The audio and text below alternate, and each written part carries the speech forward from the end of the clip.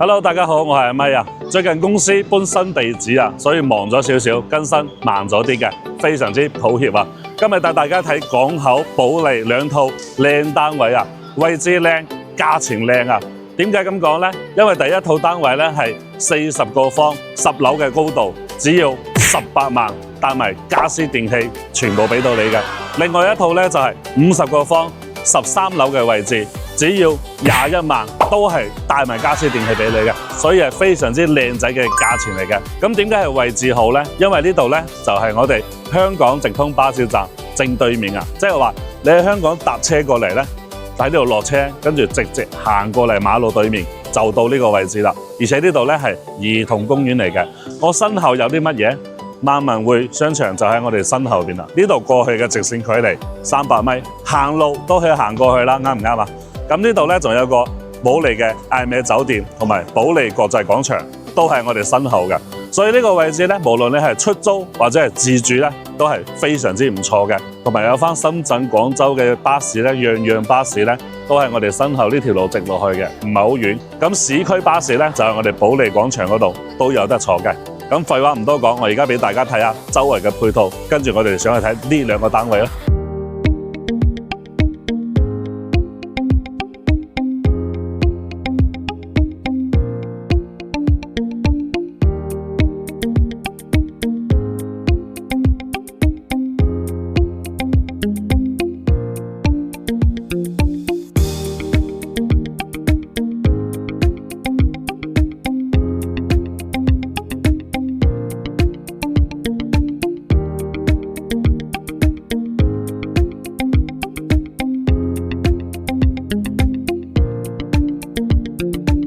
好啦，我哋而家已經上到嚟10樓嘅呢個單位啦，40個平方，帶埋裝修、家私、電器，全部留俾你啊！而家即刻俾你睇下呢個單位啊！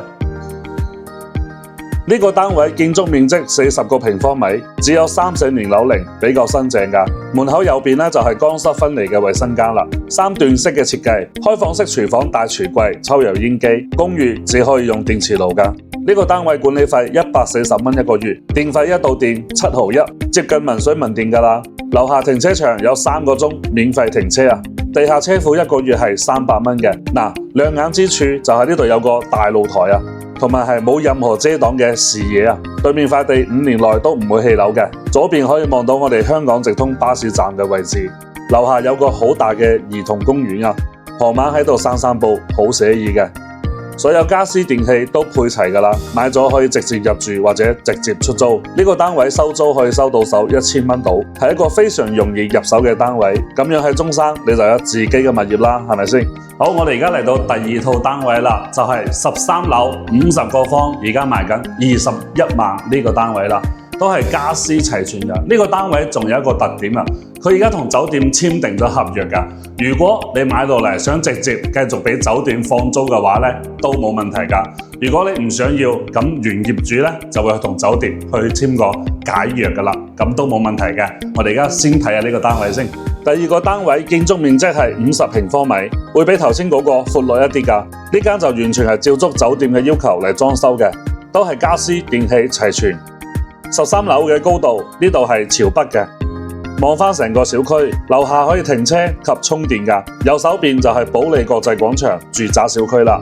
呢個露台一樣係咁大啊，好多人會打通出嚟做埋個風窗㗎。而家呢個單位算係性價比比較高嘅，因為呢種面積大部分咧係賣緊22到25萬嘅。如果你對呢度有興趣，阿咪可以帶你睇下其他同面積嘅單位啊，20幾樓高層景觀都有㗎。50個方嘅管理費大約係175蚊，租出去嘅話咧，你可以收到1200蚊到嘅。俾酒店嚟託管嘅話咧，大約每個月係900蚊到。呢度嘅單位面積同埋裝修都差唔多嘅。而家2個單位已經睇完㗎啦，大家覺得點樣呢？大家如果對呢2層樓有興趣嘅話咧，歡迎隨時聯繫阿咪啊。今日分享就到呢度先，多謝大家收睇，拜拜。